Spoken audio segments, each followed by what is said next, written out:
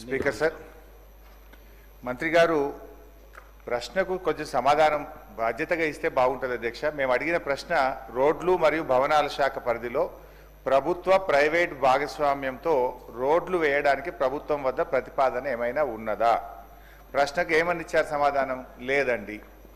ఇది budget book, గౌరవనీయులు బట్టి విక్రమార్క గారు మొన్న అసెంబ్లీలో పెట్టిన బడ్జెట్ బుక్. ఇందులో ఏం చెప్పారంటే అధ్యక్ష, 40% ప్రభుత్వ నిధులతో 60% ప్రైవేట్ డెవలపర్ల పెట్టుబడితో రహదారులను అభివృద్ధి చేస్తాం. బడ్జెట్లోనే మంత్రి గారు స్పష్టంగా చెప్పారు, ప్రైవేట్ డెవలపర్స్ యొక్క పెట్టుబడులతో మేము 60% ప్రైవేటులతో పెట్టుబడి పెట్టిస్తాం, రోడ్లు వేస్తామని బడ్జెట్లో ఆర్థిక మంత్రి గారు చెప్పారు. అసెంబ్లీలో ప్రశ్న అడిగితే గౌరవ R&B మంత్రి గారు ఏమంటున్నారంటే ప్రశ్నకు ఆన్సర్ లేదండి అని చెప్పారు. లెట్ మీ క్వశ్చన్, అన్ని క్వశ్చన్లు కలిపి ఆన్సర్ చేయమనండి సార్. అరే ఇంత ఒప్పుకోలేకపోతే ఎట్లా సార్? మనుషులకు కొద్దిగా కూర్చోమనండి. Let me ask the questions. అంత ఒప్పుకోలేకపోతే ఎట్లా? సో అంటే సమాధానం కొంచెం బాధ్యతగా ఇవ్వాలి. లేదండి, ఉత్పన్నం కాదండి అనడం సరి అయింది కాదు. ప్రభుత్వం చాలా బాధ్యతగా సభ్యులు అడిగిన ప్రశ్నలకు సవివరమైన సమాధానం ఇచ్చే ప్రయత్నం చేయాలి తప్ప లేదండి అనడం బాధ్యతారహిత్యము. ఒకటి. రెండు అధ్యక్ష, ఈ హ్యామ్ మోడల్లో 40-60 ప్రభుత్వం 40, ప్రైవేటు 60% అని చెప్పారు బడ్జెట్లో. అయితే అధ్యక్ష నిన్న మంత్రి గారేమో ఇక్కడ మాట్లాడుతూ 60 గవర్నమెంట్ అన్నారు. బట్టి గారి బడ్జెట్ బుక్లోనేమో 60 ప్రైవేట్ అని ఉన్నది. బడ్జెట్ బుక్లో 60 ప్రైవేట్ అని ఉన్నది. నిన్న R&B మంత్రి గారు ఇదే సభలో మాట్లాడుతూ 60 గవర్నమెంట్ అన్నారు. ఇది ఏది క్లారిటీ? బట్టి గారిది కరెక్టా, గౌరవనీయులు వెంకటరెడ్డి గారిది కరెక్టా? క్లారిఫై చేయండి. నంబర్ 2. నంబర్ 3, సరే 60% ప్రైవేట్ వాళ్ళు పెట్టాలంటే 16,800 కోట్ల రూపాయలు. ఈ 16,800 కోట్ల రూపాయలు మరి ప్రైవేటు కాంట్రాక్టర్లు పెట్టుబడి పెడితే ఇది ఎన్ని సంవత్సరాల్లో చెల్లిస్తారు, ఎంత వడ్డీతో చెల్లిస్తారు? ఈ ఆర్థిక భారాన్ని రాష్ట్ర ప్రభుత్వం మీద 10 ఏళ్లు పడితే ఇది FRBM పరిధిలోకి వస్తుందా? మరి రాష్ట్ర ప్రభుత్వం ఎవ్రీ ఇయర్ దీనికి బడ్జెట్ పెడితే మెయింటెనెన్స్కు మళ్ళా బడ్జెట్ అవసరం ఉంటుంది. ఇది రాష్ట్రం మీద ఓ 10 ఏళ్ల పాటు మీరు భారం వేయబోతున్నారా? దీని మీద క్లారిటీ ఇవ్వండి. తర్వాత ఈ రోడ్స్ను ఏ రకంగా ఎంపిక చేసినారు? What is the methodology in selecting these roads either in the Panchayat Raj in R&B? మీరు ఈ హ్యామ్ మోడల్లో చేసేటువంటి రోడ్లను ఏ ప్రాతిపదికన ఎంపిక చేస్తున్నారు? దీంట్లో శాసనసభ్యుల భాగస్వామ్యం ఉందా? అందరూ, ఎందుకంటే బీఆర్ఎస్ ప్రభుత్వం ఉంటే అధ్యక్ష రాష్ట్రంలో మిషన్ కాకతీయ చెరువులు చేయాలంటే రాష్ట్రంలోని ప్రతిపక్ష, విపక్ష, స్వపక్ష లేకుండా అన్ని చెరువులు చేశాం. అన్ని మండలాలకు డబుల్ లైన్ రోడ్ అంటే ఏ పక్షమన్న కానీ అన్ని మండలాలకు డబుల్ లైన్ రోడ్ వేశాం.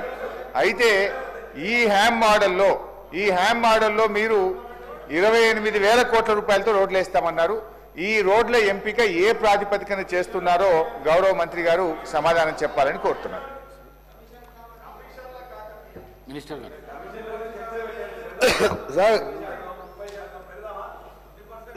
సార్ మన గౌరవనీయులు సీనియర్ శాసనసభ్యులు హరీష్ రావు గారు, మీరు మీ ప్రశ్నలో ఒకసారి మీ ప్రశ్న మళ్ళొకసారి చదువుకోండి.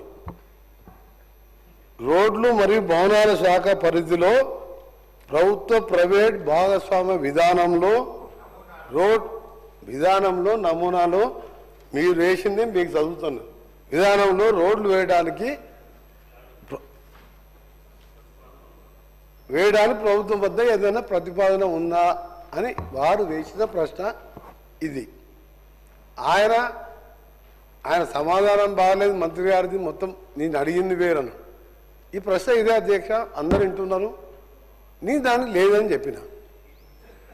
ఎందుకు దీని ఉత్పన్నంగా లేదని చెప్పిన? ఎందుకంటే మేము PPP మోడల్లో పోదలుచుకోలేదు. మేము హ్యామ్ రోడ్లో హైబ్రిడ్ యాన్యుటీ మోడల్లో పోవాలని నిర్ణయించుకున్నాం. PPP మోడల్ వేరు, హైబ్రిడ్ మోడల్ హ్యామ్ మోడల్ వేరు. దానికి లేదని నేను చెప్పిన. వారేం చెప్పారు నాకేం తెలియదు. అంటే వాళ్ళు చాలా మేధావులు, మాకేం తెలియదు. ఆయన అడిగిన ప్రశ్నకే సమాధానం లేదని చెప్పిన. ఇప్పుడు కూడా చెప్తున్నా లేదండి. ప్రైవేట్ పబ్లిక్ పార్ట్నర్షిప్లో లేదని చెప్పిన.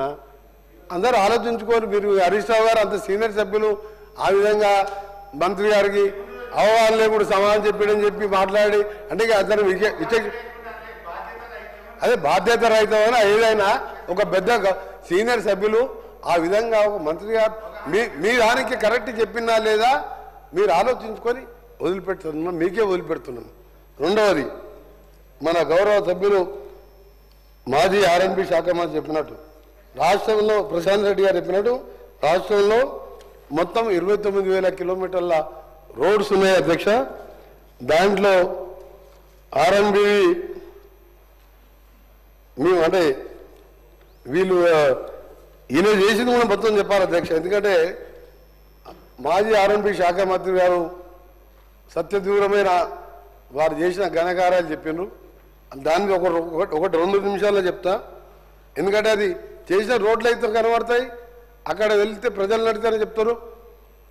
ఎప్పుడైనా అధ్యక్ష మన సంపద రోడ్లను నిర్మించలేదు, మన రోడ్లు మన సంపదను పెంచుతాయి అని జాన్ ఎఫ్ కెనడీ అమెరికా అధ్యక్షుడు ఆయన ఉన్నప్పుడు చెప్పినారు. America is great because American roads is good, దాంతో వస్తుంది. కానీ ఏం చేసింది అధ్యక్ష 5 ఏళ్లలో, మీరు మొత్తం 10 ఏళ్లలో వేసింది. గత ప్రభుత్వం 8,112 కోట్లతో 10 ఏళ్లలో 6,668 కిలోమీటర్ రోడ్లని మాత్రమే కొన్ని రిపేర్ చేసిండు, కొన్ని మొత్తం చెప్పి తర్వాత నువ్వు చెప్పండి. మీ రికార్డే అంటే గవర్నమెంట్ రికార్డులకే చెప్తున్నా అధ్యక్ష. తర్వాత క్లారిఫై అడగని మళ్ళీ చెప్తా, క్లారిఫై అడగని చెప్పండి మళ్ళీ చెప్తాను. ఇది ఏ మండలంకి వెళ్ళి ఏ మండలం హెడ్ క్వార్టర్, ఏ ఊరికి వెళ్ళి ఏ మండలంకి వెళ్ళి ఏ డిస్ట్రిక్ట్ గా మండలం అన్ని పేర్లతో సహా అధ్యక్ష ఈ 6,600 కిలోమీటర్లు ఒక 15 నిమిషాలు టైం ఇవ్వండి. అన్ని మండలాల పేర్లు, డిస్ట్రిక్ట్ హెడ్ క్వార్టర్ పేర్లు కూడా చెప్తా, తొందరపడకండి. అన్నీ తీసుకొని వచ్చిన నేను, ఎందుకంటే మీరు ఇట్లా బకాయిస్తారని తెలుసు, మీరు బుకాయిస్తారని. దీనికోసం అధ్యక్ష 3,945 కోట్లు స్టేట్ బడ్జెట్లు 10 ఏళ్లలో, 4,167 కోట్లు ఆర్టీసీ ద్వారా లోన్ తీసుకొని నిర్మించారు. ఆ లోను ఇప్పుడు మేము రీపేమెంట్ చేస్తున్నాం. మేము కట్టే అప్పులలో అదో భాగం ఇంకా కొద్దిగా బ్యాలెన్స్ ఉన్నది, ఆ అప్పులు కడతాం. అంటే వీళ్ళు మొత్తం పెట్టింది అధ్యక్ష 10 ఏళ్లలో 3,945 కోట్లు మాత్రమే. ఆ లోన్ అప్పు మేము కడుతున్నాం. మొత్తం కిలోమీటర్లు చూస్తే అధ్యక్ష ఇది 10 ఏళ్లలో చేస్తే ఈ 14 నెలల్లో, అంటే మధ్యలో 3 నెలలు తీసేయండి పార్లమెంట్ ఎలక్షన్ కోడ్ ఇవన్నీ, ఈ 14 నెలల్లో మేము దాదాపు 4,000 కోట్ల పైన మంజూరు శాంక్షన్ చేసి టెండర్లు పెట్టి వర్క్స్ నడుస్తున్న మాట. వర్క్ వైజ్ డీటెయిల్ కూడా అందరు సభ్యులకు పంపిస్తా. ఇప్పుడే మీకు హౌస్ అయిపోయేటప్పుడు అందరికి పంపిస్తా. ఏది 12 మంత్స్లో 10 ఏళ్లలో నిర్మించిన రోడ్లని 1 సంవత్సరంలో మేము పూర్తి చేసినాం. ఇది ఎక్కువ మేము చేస్తాం కానీ పని ఎక్కువ చెప్పుకోం అధ్యక్ష. వాళ్ళేమో తక్కువ చేస్తారు, ఎక్కువ చెప్పుకుంటారు. వాళ్ళు ఏంటంటే మొత్తం బ్రహ్మాండంగా ఉంది, బ్రహ్మాండం అనుకుంటే నడిపించింది కదా. మాకు బ్రహ్మాండం ఏం లేదు అధ్యక్ష, ప్రజలకు సౌకర్యం కల్పించాలి. దాంతోపాటు మీరు అధ్యక్ష 2018 నుంచి ప్రశాంత్ రెడ్డి గౌరవ మాది ఆర్ఎన్బి శాఖ సిఆర్ఎఫ్కి వెళ్ళి 2018కి వెళ్ళి ₹1 వచ్చిందా మీకు ఏదైనా వెళ్ళి మనకు రావాల్సిన మాట. నేను ఆర్ఎన్బి శాఖ మంత్రి అయినాక 3వ రోజు 7th రోజు ఓతు తీసుకున్నాను. 11th రోజు గడ్కరీ గారిని మధ్యాహ్నం 1:40 1:40కి కలిసినప్పుడు 850 కోట్ల రూపాయలు ఇచ్చారు. ఇక్కడ అందరి సభ్యులకు వీలైనంత వరకు సభ్యులకు ఇవ్వడం జరిగింది. మొన్న 11th రోజు కూడా జరిగినప్పుడు మన ఈ లాస్ట్ వీక్ మళ్ళా 1,100 కోట్ల రూపాయలు సిఆర్ఎం నిధులతో పాటు ఈ సేతు బంధు కింద కూడా 1,240 కోట్ల రూపాయలు శాంక్షన్ ఇస్తూ ఈ 31 మార్చి లోపే వాళ్ళు శాంక్షన్ ఇస్తున్నారు. డిపిఆర్ సబ్మిట్ చేయమని చెప్పాను. అది కేంద్రంకి వెళ్ళి వచ్చిన నిధులు. ఎగ్జాంపుల్ ఏం చెప్తున్నంటే వాళ్ళ పనితనానికి మా పనితనం. రెండోది అధ్యక్ష ముఖ్యమైనది, వీళ్ళు సిఆర్ఎం నిధులతో పాటు వీళ్ళు ఎన్నది అధ్యక్షులు, వీళ్ళకు రోడ్లు, మనుషుల ప్రాణాలు అది ముఖ్యం కాదు.